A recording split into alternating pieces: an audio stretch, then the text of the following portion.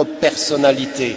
Même votre frère, même le jumeau homozygote qui vient du même œuf, il n'a pas la même personnalité. Pourquoi? Parce qu'on est créé d'une façon, on interagit avec le monde d'une certaine façon.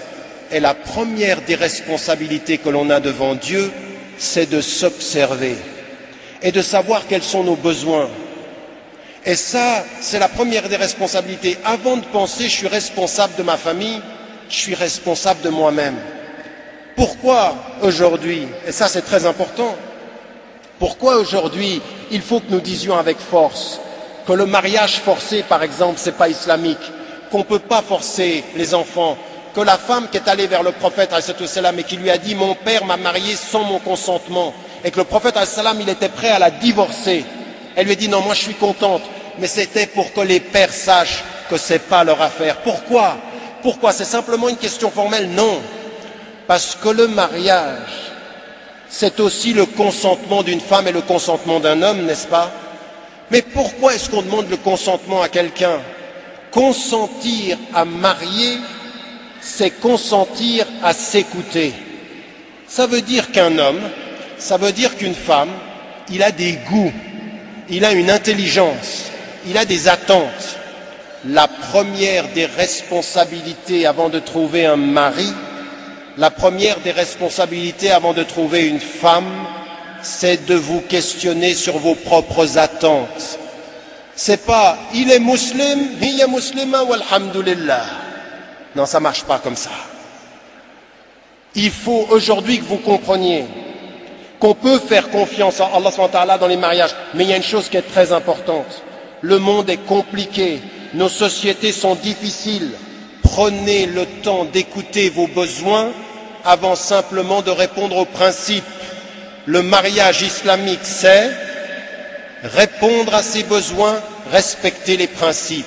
Ça n'est pas respecter les principes et oublier ses besoins.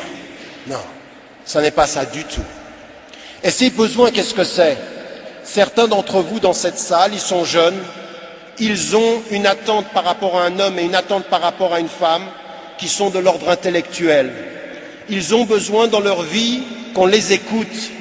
Ils ont besoin de parler. Ils ont besoin de temps. Ne négligez pas vos besoins. Chacun d'entre vous, et vous êtes responsable de votre corps et vous êtes responsable de votre équilibre.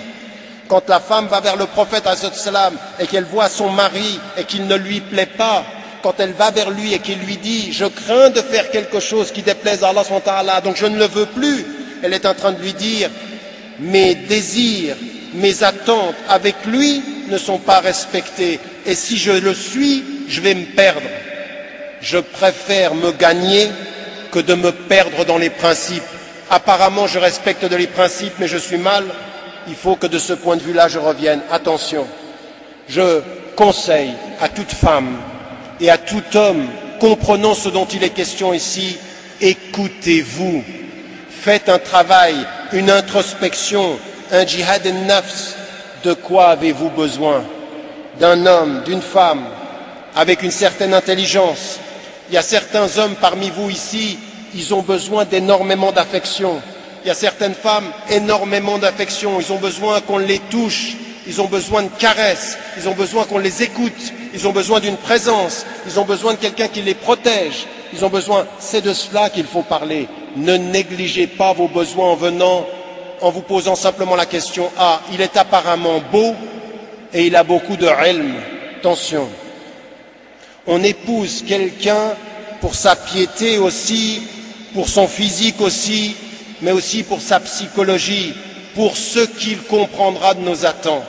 Première étape donc, c'est de bien s'observer pour faire comprendre à celui qui va être notre mari ou celle qui va être notre femme qu'on a des attentes, que ça aussi c'est important, qu'on doit faire attention à son corps, qu'on doit faire attention à son cœur.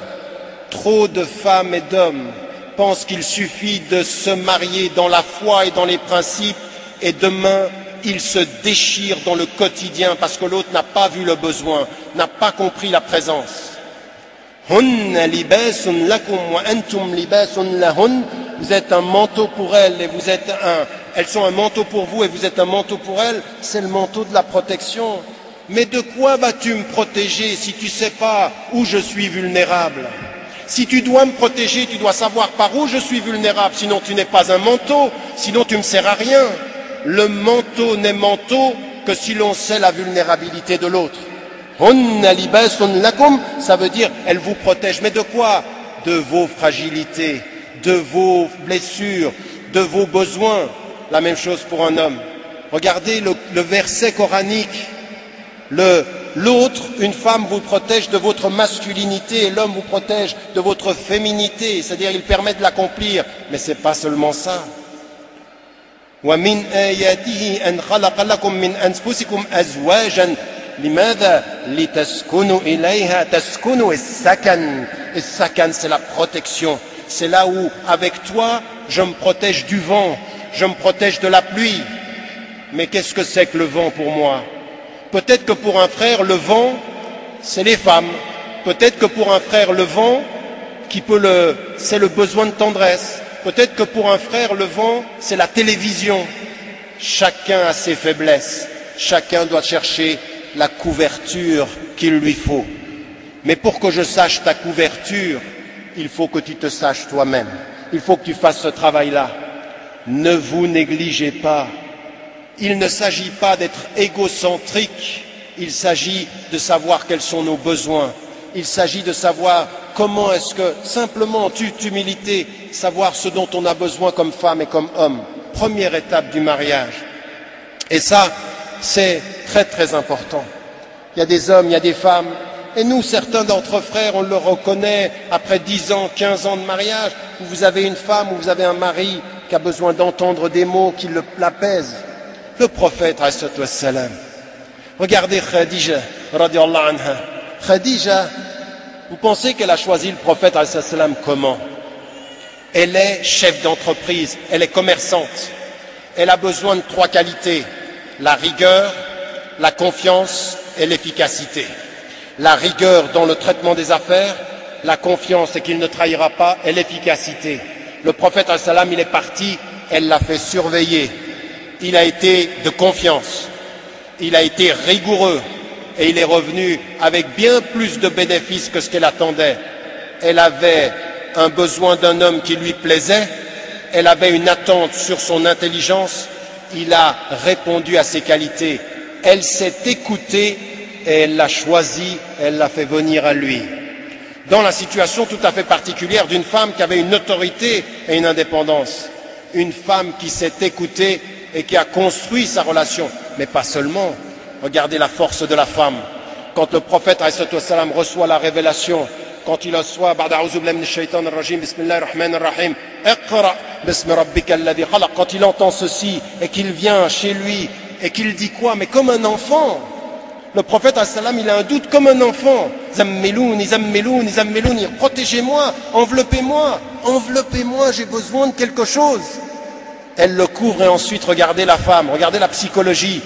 Elle sait exactement au moment de son doute ce dont il a besoin. Elle a écouté sa fragilité et lui a répondu avec la force. Tu es un homme honnête, tu respectes les liens de parenté, tu respectes les pauvres. Elle lui a donné la force. Hunna libasun lakum. Hunna libasun lakum. Mais pourquoi? Parce qu'au moment de sa fragilité, elle est venue avec la force. Elle est venue avec ce qu'il fallait. Regardez ce que c'est qu'un couple, ça commence comme ça. Mais pour arriver à cette qualité-là, c'est pas 2 êtres qui se négligent, c'est 2 êtres qui s'écoutent, qui font un djihad al-nafs et qui viennent, j'ai ce besoin, j'aimerais que tu comprennes ça, fais attention à cela. Et l'autre de la même façon, c'est 2 horizons qui viennent et qui suivent les traces du prophète, alayhi wassalam. Pas d'idéalisme dans les mariages. Faites attention, vous savez, on est ici, c'est le Bourget, je ne sais pas, il y a combien de dizaines de milliers de frères et de sœurs, on parle de la famille, on regarde la société à l'extérieur et on se dit, nous au moins on a la famille. Attention, attention, il se peut qu'on ait la famille verbalement, mais que dans le quotidien aujourd'hui, il y a beaucoup de choses qui n'aillent pas. Les crises affectives, les divorces, l'augmentation du divorce qui atteint exactement dans certaines régions le même taux que toutes les autres personnes. Nous n'avons sur le plan pratique de leçons à donner à personne. Nous avons sur le plan des théoriques des leçons à réapprendre de nos textes, du prophète, du Coran et de la tradition telle qu'elle est dans ses racines, non pas dans un idéal, mais dans le quotidien de nos vies. De ce point de vue, nous avons à suivre effectivement le prophète est arrivé à cet horizon-là. Ça veut dire que quand le prophète parle de l'affection, ça aussi c'est très important. Vous avez